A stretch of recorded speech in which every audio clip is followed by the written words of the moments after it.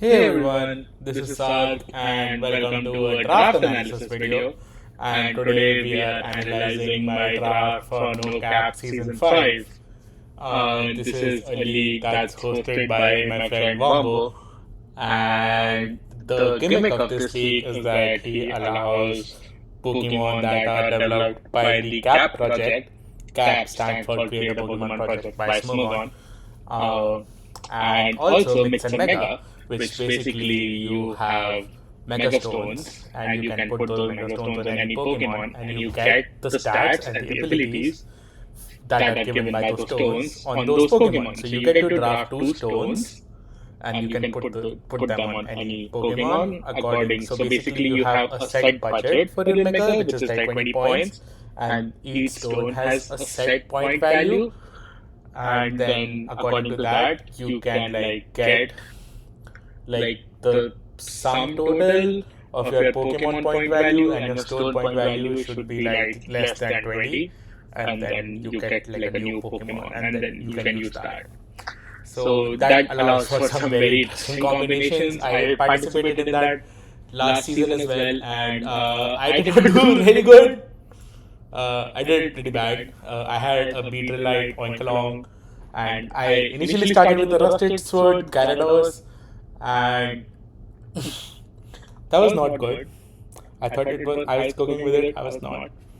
And then I switched to a Gardevoir Primarina, which was decent. It did stuff. Not great.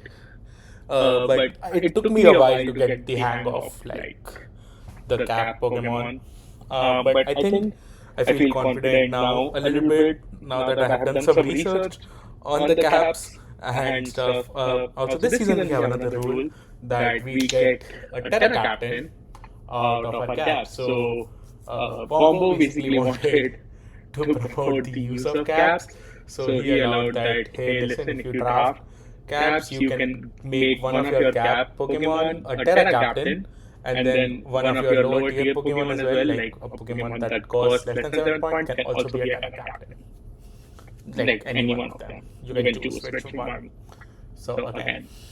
So it's a very fun format, it's a very fun league.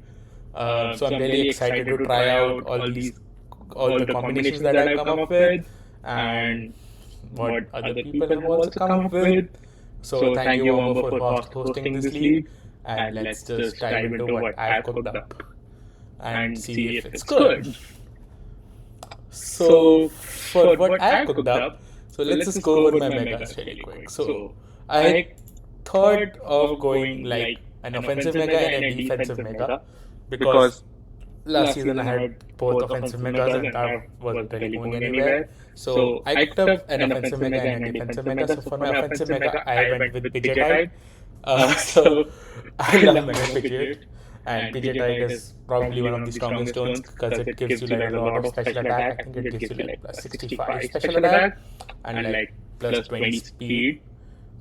And with that in mind, I decided to go with a Pokemon that is kind of infuriating to use sometimes because it misses its moves a lot.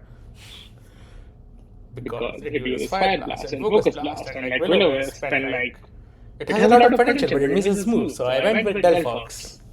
So Delphox basically has Fire Blast, Focus Blast, Will-O-Wisp, Overheat, moves that can miss, right? It also has Hypnosis, but like Pidgeotide is kind of like complex band in a way that you cannot use sleep moves with it to make it a little bit balanced, because else it would be like broken, unless like 100% accurate sleep moves is kind of broken. So that's complex band. So I went with like Pidgeotide Delphox. It has like 179 special attack, 124 speed. With Nasty Blood, it has agility. It also gets like crazy moves like Encore, Wish, and it also has Dazzling Gleam. But like honestly, it has Focus Blast and Fire Blast and Psychic, which is all you need with Nasty Blood. So that's what my usual plan is going to be most weeks. It is Rocks week, sure, but that's where my rest of my team also comes in to support it. So main idea is to just support Delphox to like just clean up most of the times, right? My second mega is Cyclone. So Cyclone is a defensive Pokemon. It's an electric dragon with the ability Static, and it's very physically defensive. So I decided to go with Aggronite on it. So what Aggronite does, it removes your secondary typing. So now Cyclone goes from electric dragon to just electric. And now it only has one weakness, which is ground.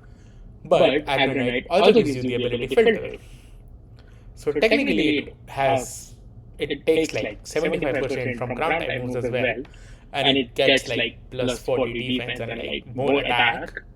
And it also has like pivoting moves, it has slack off. So it kind of is like a better Mega Aggron since it also has instant recovery, which I think is really important. And it can also pivot with Volt Switch. And it also gets Defog and things like that. And Thunder Wave, which I think is like really cool, right? So that's why I went with Cyclone. So those are my two megas. My main focus is obviously Tech Fog, but I don't think Cyclone's like any slouch, like no slouch either. For my first Terra captain, it's Kitsuno. So Kitsuno is a really cool one. It's like a steel ghost. And it has a lot of utility moves. It's like kind of fast, it's like base 110. And it's like not very offensive. Like it has like a base 103 attack, if I'm not mistaken. Somewhere around that, I think. I'm just gonna make sure I'm not talking out of my ass here. It has 103 attack, so I was not mistaken. It also has a signature ghost type move in Shadow Strike, which is like I think 80 base power, 95 accurate, and it like lowers. It has like a 50% chance to like lower the defense of the opponent, so it's like a pretty good move. It also gets moves like Trick, Foul Play, Defog, U-Turn, Strength Zap, Will-O-Wisp, stuff like that, which is like Wish, Yawn, Toxic. It's like and like Taunt. So it has a lot of utility. So mostly I drafted it for the utility because it's like a great Terra captain in the sense that Ghost is already get great typing. And then it can like Terra into Fairy, Water, anything like that. It's like open Terra with preview, so I can Terra it into anything. And then go from there.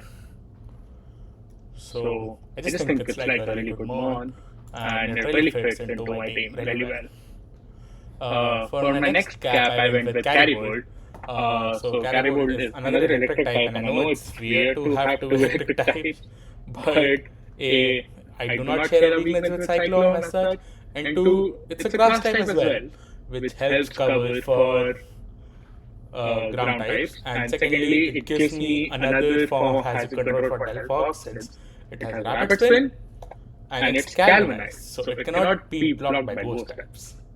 Sure, it can be blocked by ground types, but again, it's a grass type as well, so that helps clean up ground types. So it can be ground types and then you can clean up. You can cleanly spin there. And then I think those are my only caps that I drafted, if I'm not mistaken. Yeah. So those are the caps that I drafted. Then I wanted like a good defensive core, since I wanted to be like really fucking annoying to beat. So I went with Umbreon, Gliscor, and Toxapex. So I think it's the cardinal rule of draft that you need to have a good grounded poison. And Toxapex is a great grounded poison with regen and great defensive stats. It's like really hard to break. It gives me T-Spikes, it gives me Scald, which is like a very annoying move to switch into. Since Burn on any physical attacker is really good, and it has like crazy stats with investments. I think, and Toxapex has like great moves. I think Toxapex, and I've never really used Toxapex in draft before, so I'm like really excited to use it. Plus it gets Haze, which I think is like one of the best moves in draft because it like prevents setup sweepers a lot. And if I can like position Toxapex in such a way that I just get it on a setup turn and I just click Haze, that's amazing. Then Gliscor is again pretty self-explanatory. Toxic Heal is a broken ability. It's like way better than leftovers. It gets flame to inflict poison. It gets all the hazards in the world. It gets defog, which I mean, if you're setting up hazards, you probably don't want to click defog. But if you're not setting up hazards with Gliscor, then you can defog. It gets the best move in an earthquake. It gets U-turn. It's just an amazing one. And like, again, the intention is to get in Gliscor, use it to pivot, get in Delphox. Gets good moves in dual wing beat as well, gets taunt. Amazing one. Umbreon, Wish, Toxic, Protect, Foul Play, Wish, Baton Pass. Again, amazing one. Love using Umbreon, love using it in NCL. Probably gonna be love using it here as well. Kind of felt like team was getting a little too passive. So I went with Quaquaval. So Quaquaval, what Quaquaval gives me is that I get something to hit dark types with, since Getsuno and Delphox really struggle with dark types. So I get to hit dark types with it and break dark types for it. And also Quaquaval also gives me another spinner, another form of hazard control. And it can also be a win condition in itself with Moxie and like Aqua Step. And I really love Quaquaval. Like, I have a Quaquaval plushie. I really love that one. So at the end I really had like a few points left. So I just wanted a normal type, and I thought another ground immunity would not hurt. So I just went with Staraptor. Never drafted Staraptor before, but I love Staraptor a lot. Staraptor is one of my favorite Pokemon of all time. So I thought I'll just draft it, and if I bring it to like a couple of games, that's like a win for me. There's no really logic behind why I drafted Staraptor. There's no reason for Staraptor to be on this team. Honestly, I just love Staraptor, and I'm a Gen 4 fanboy. And if I can, I will always be a Gen 4 fanboy. So, yeah, Staraptor's just there. If I can click a Brave Bird, I will click a Brave Bird. So, yeah, and then I had one. And I had 1 point, and I really wanted Shedinja because Shedinja's 1 point. And then I got sniped on it. And I was like, in 2024, seriously, I'm getting sniped on Shedinja. And then I got sniped on it again in Grace. Like, first of all, I hate Grace. And second of all, I got sniped in Grace, like within, like it got dropped in Grace, and then it got picked up in like 2 minutes. I was like, I was breathing, what the fuck?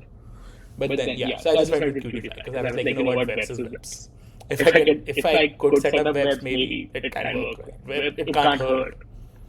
I mean, it can probably if I set it up on a defined one, but I'm not that stupid. I hope so. I mean, maybe I am. Okay. So the last one that I have not talked about yet is Alcremie.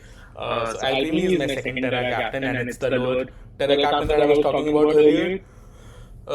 So I went with Alcremie because I needed a fairy type, and so Alcremie is a really good win condition in certain matchups where I can set it up, and Aroma Veil is a really great ability in the sense that it cannot get taunted or on-code, so you can set up freely. And if you get it in such a position that you can, and you get the Terra right in the matchup, obviously you cannot you have to position it, and you have to think about it really well. Like Alcremie is not a one that you can throw in any matchup and it would win. You have to plan Alcremie really well. But if you plan it really well, it can win that match on the spot with its acid animal calm mindset with store power and recover. But you have to plan it really well. That's the only thing about Alcremie. Alcremie requires a lot of planning and support. But if you plan it, great. So, and I again haven't really used it before, and I saw it on the board. It was kind of cheap, and again was able to make it a Terra captain. So I was like, I think this is the best opportunity ever. I'm gonna get to use it, so I picked it up.